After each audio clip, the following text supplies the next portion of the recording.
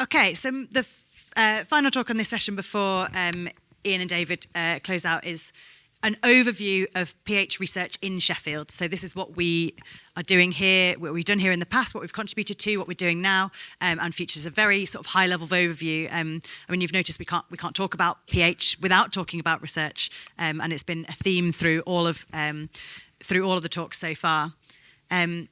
So firstly, going right back to basics, what is research? And it isn't just drug studies, and I think that is clear from today. There are lots of research looking at imaging of the lungs. We've learned about how we can analyse echoes to learn more from them. In Sheffield, we're particularly strong on MR imaging, and we're looking at new ways to image the lungs and what can we learn from these images to be able to minimise the number of invasive tests that we have to do. We're also doing questionnaire studies to understand, what's, as well as the surveys that we're giving out to understand what we should be researching. We want to understand, various other aspects of disease. We're looking into people who have pH in pregnancy or people's ongoing anxieties and things about disease. So we're doing lots of research in those areas. And also biomarkers and research with just data and samples, taking large populations to understand what can we understand from this large sets of data that we already have. And like Joe, so you can see that drug trials are actually quite a small proportion of the research that we do. Mostly our research is large data and samples research, and a lot of you will already be in some of these research studies without necessarily realising it. In Sheffield, we have a large database called the Aspire Registry. So all clinical data that is stored in our clinical systems can be used anonymously and retrospectively to answer large-scale research questions. Of course, you can opt out of this if you don't want your data to be included via the NHS opt-out scheme or by contacting your clinical team. But it's really helpful to us to have a large number of data sets involved in this. So we have thousands of data sets here, and it means we can look at incidentally what's happened in the past, what's happened when someone has been started on this drug, or what's happened when we're looking at these large sets of images that we have all together to see what we can learn about the disease, but without having to do anything invasive, without having to do anything extra to anybody. There's a lot of information in that data. And going back to the question earlier, that this is all stored securely on NHS systems and highly regulated by the research authorities as well.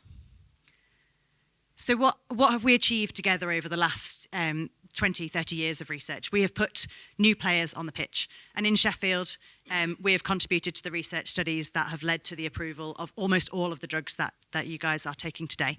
So sildenafil, ERAs, etc. And some of the new drugs, we're participating in the sotatercept studies as well. So some people in our service have opportunities to trial those as part of their research approval. And it's thanks to those studies that these drugs are available.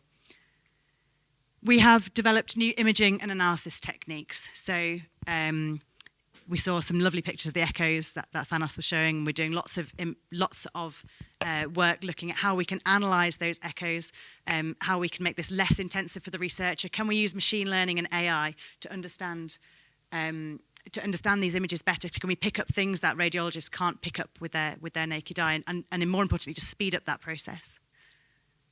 We have developed ways to stratify risk and monitor pH. So Frankie and Joe have been talking about how we can monitor pH away from the hospital, so that you don't need to come in if you're feeling well, but we can bring other people in if they are feeling unwell. We can do this by lots of different methods. We can look at imaging biomarkers, exercise markers, blood biomarkers, and by how you're feeling with the emphasis 10. And we can help us personalise medication and make the system run more efficiently. And finally, we've improved our understanding of living with pH to improve our services and research. And this is all research that we've done together collaboratively with patients. So how is research approved? Like I say, this is not just a mad scientist coming up with an idea and then we decide to give you this pill or take this blood test without any regulation. There are lots of different steps. So firstly, unfortunately, a lot of things are about money, and we need to find funding to do our research. But the funding bodies have rigorous processes for scientific review. We need to make sure it's going to be worthwhile. What's the outcome of the research going to be? There's no point in, testing, asking lots of people to give a lot of blood if we don't think that outcome is going to mean anything. we need to work with charities such as the PHA and patient groups to make sure this is patient-centred and patient-focused research. Is this research going to be worthwhile and good value for money? Next, once we've got the funding to do the research, we need to make sure all our documents and our research protocols are clear. The Health Research Authority oversee the approval process nationally for research, and this always involves an ethics committee. Some smaller studies are excluded from ethics committees, but they usually go and undergo some sort of review by a lay panel. The MHRA regulate new drugs and devices. And sometimes we have to go through other committees where there's certain types of radiation involved, and the HRA oversee all of this. And this process relies on the researchers producing high quality documentation, so a clear research protocol that makes sense, is clear, has clear scientific outcomes, and is importantly patient-centred and patient-focused. And then once we have national approvals, we have local approvals from the research participating sites. So in Sheffield, we have our R&D office, which is where I work. We have to look at the feasibility and capacity of being able to run this research study safely and effectively within our service. So it's got to go through lots of steps before we can have some happy research participants. But, as always, and that's the theme of today, we need you. You guys are the experts on pH. We might work in a hospital and do our best to treat you guys as well as possible, but you guys are the people who live with this day in, day out, and you are the experts on this disease. So we know there's been some national surveys about the most important questions to ask in pH research, but we've got the opportunity of having you guys here today, and particularly we've got a lot of carers and family and friends here as well, and your voice is also really important.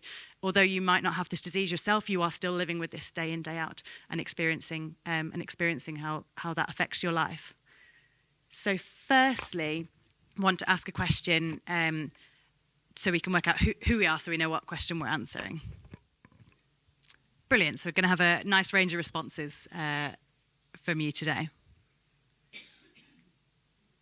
So the next question is, what topic of pH research is most important to you? So you can select two. There's also an other, and then the next question is an open question where you can type what you want. So obviously these are things that we have written down as a pH unit. These might not be the things that are most important to you. So the other box is there, and we'll give you an opportunity to have a free text answer on the next slide. So the options we've got is decreasing time to diagnosis, reducing the need for invasive investigations, improving the assessment of pH over time, and new treatments. Fantastic. I think that, the film about decreasing time to diagnosis is a really poignant point as well. And obviously that's, we have lots of diagnostic tests, but it's making sure we get them to where they need to be as well. So thank you for that. We haven't got any others, but if there are selected here, but if there are some other topics that are not mentioned there, feel free to write them in the box just now. And importantly, finding a cure, obviously that's at the forefront of a lot of people's minds with research, and it's why we're doing all this work into understanding the background of disease. So a lot of the preclinical work where we're taking blood samples and looking at data is, can we find patterns to understand what's going on right at the start of this disease that'll lead us down to find new pathways, biological pathways to understand how we can find a cure. And interesting, hearing about new positive research, I'm going to come on to that in a little bit to talk about how we communicate research to everybody once it's happened, because I know that's somewhere we can improve. Excellent. Thank you all very much for participating in that. That was fantastic.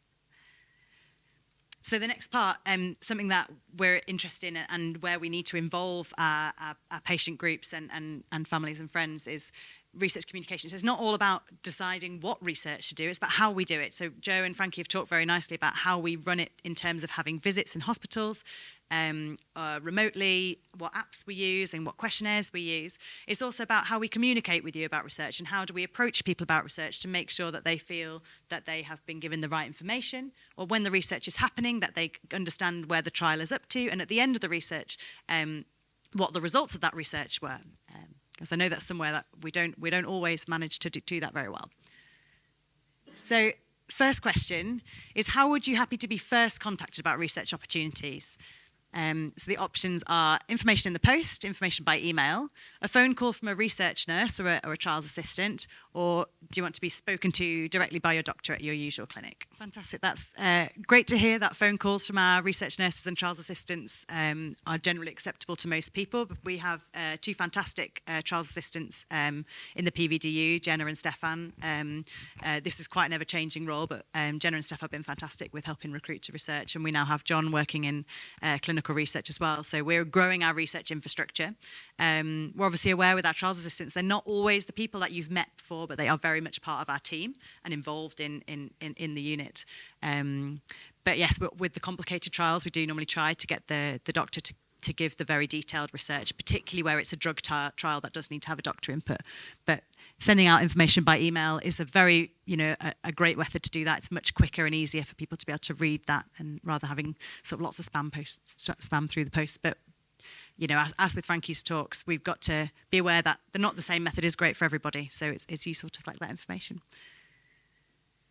So the next thing I want to talk about is about how we keep in touch during research projects. So it can be a very long time between when you receive that first injection or take that first drug or participate in that trial to when you hear anything about what happened with that study and where did it go and what was the outcome of that. It might it could be years between the first person participating and when that study finishes and reports its information. And I'd just like to reassure people that's not because we've forgotten about it or we started this research and it went down the drain and we gave up on it. Lots of things have to happen between when you participated and when we get that result. So firstly, lots and lots of other people need to be participants, and they have follow-ups of varying lengths. Once we have all that information in place, there's a lot of data, and we need to make sure we do really complex, really thorough analyses to make sure we've got the right information and are making sure our results are clear and concise before it makes it into the science news about how that trial fared.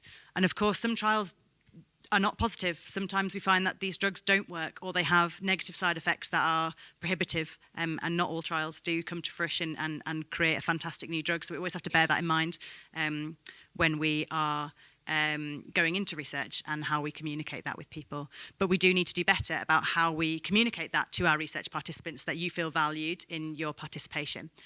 So during a research study with which you have participated in, how often would you want to be kept informed of study progress? So at study key milestones, for example, end of recruitment, 50% recruitment, all data collected, end of follow-up, for example, every 3 to 6 months, yearly, or just when the results are ready. Or if you're not interested in receiving the results and you're just happy to take part and see what happens. And just to be clear, this is separate to your own results about this is the study progress in general. This is how is the study progressing. Fantastic. I think key study milestones is a really important one. I think that's really great to hear that that's important. And this is something I definitely need to feed back to our research teams to make sure that we do send out these newsletters that, 62% of you would be interested in hearing that study has finished recruitment. I recently worked on a sleep apnea study, and the patients were only involved in the study for 2 weeks, but we recruited for over a year and a half. And it's been a year in analysis now because we've got over 300 sleep studies to look at, and it's taking the very small study team quite a long time.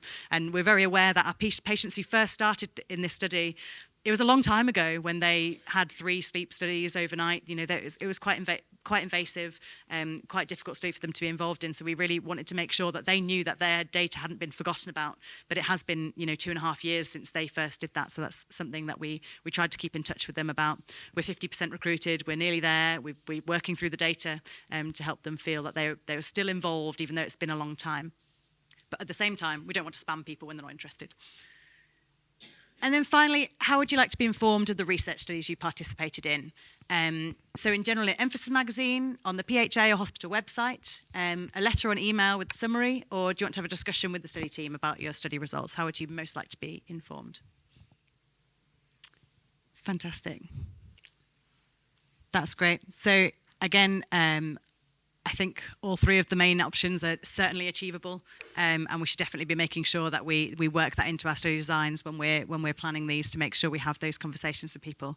So this is definitely an area that I'm very interested in my role as a research coordinator, working with study teams to make sure that we keep in touch, we make sure our research participants feel valued, because you are giving up a lot of your time and energy to participate, but making sure it's an Emphasis magazine as well, where that's possible, so that everybody knows about the positive results of research and what's been going on. And this doesn't necessarily just mean for the positive stories. Sometimes when trials don't work, we need to make sure that that's communicated to people as well, so that those efforts aren't wasted. So thank you very much for your participation. This is really, really valuable to have your voices in how we design research, what we research, and then how we do research as well, and how we communicate that with you. So we heard a lot of feedback from Carol, and Carol's obviously very excited about research and an advocate for it. But we've also have participants who are not, a little bit nervous about taking part initially. So this is a quote from one of our participants who was initially had lots of reservations about research, but after speaking with our study teams, she needn't have worried. They had lots of easy to understand patient information and wasn't rushed into a decision. And through taking part, is now very glad that she's taken part in research and is happy to have done so. I want to go back to what Joe was saying. Research isn't for everybody. You don't have to take part in research, it's voluntary. But by being here and by taking an interest and by reading about it, you are participating. Your data and samples are potentially in important research studies, but you can opt out of that as well if you don't want that to be shared and you don't want to be involved in that way. That is also a possibility. But we're all in this together. We're all trying to work towards a common goal, and it's really great to understand what our common goal is by speaking to everybody. So thank you very much for your attention with these talks. It's been a long day and we've asked you lots of questions. I think we've learned probably more from you than you have from us today from these talks. So thank you very much for that. I want to draw your attention to there's some leaflets, some forms on the table. We would like to set up a kind of broad patient and public involvement panel of people who are interested, where we may send research information sheets for people to have a look at who have got relevant experience of pulmonary hypertension, or we may create some focus groups. We haven't got specific plans for any specific studies, but we would like to hold this information so that when we do have opportunities for this, to be able to have a group of people who we know are interested in future. And if you would like to express your general interest in participating in research, there's the PHA be part of research and the NIHR be part of research programs that you can express your interest through, or you can write it on this form and we will make sure that we keep you in mind as someone who's interested in taking part in future opportunities. So please take your time if you do want to fill that in, and then there's a box outside to put that in as well. So thank you very much. Brilliant, thank you. Lovely. Thank you very much. Yeah, please. Yeah. Thank you. Oh, well, nearly at the end, and we're more or less bang on time. I don't know how I've done it, really. Just a few things before we finish. Before everybody goes out the room, I've been asked to do, we would like to have a photograph of everybody at the front with this banner on. Now, the reason we want that is not because you're good looking, okay, because from here, it's not really true. But what we do want to do, we're trying to, with the PHA, we've helped support this for Sheffield, but we want to do this again. So we want some materials in which it looks as though you've enjoyed yourself. So we're going to ask you to smile, but also some of the other centres. So we're just wanting to do that. So there's a purpose to that. It's not just that. I will be at the front, obviously, because I'm the eye candy of the whole thing. What I would like to say, just a few thank yous to firstly yourselves for coming. I know it's been difficult to come today because of the weather. It has been difficult, and you've made the effort. So one thanks to you. Thanks to everybody who's been involved in it, particularly this guy here, hello, Sean, because he is a busy guy, but particularly to Sean. And one of the reasons the PHA has been really successful in the last 5 years is because of Sean. Okay, so before you go today, I want you to thank Sean for all the work that he's done, because do.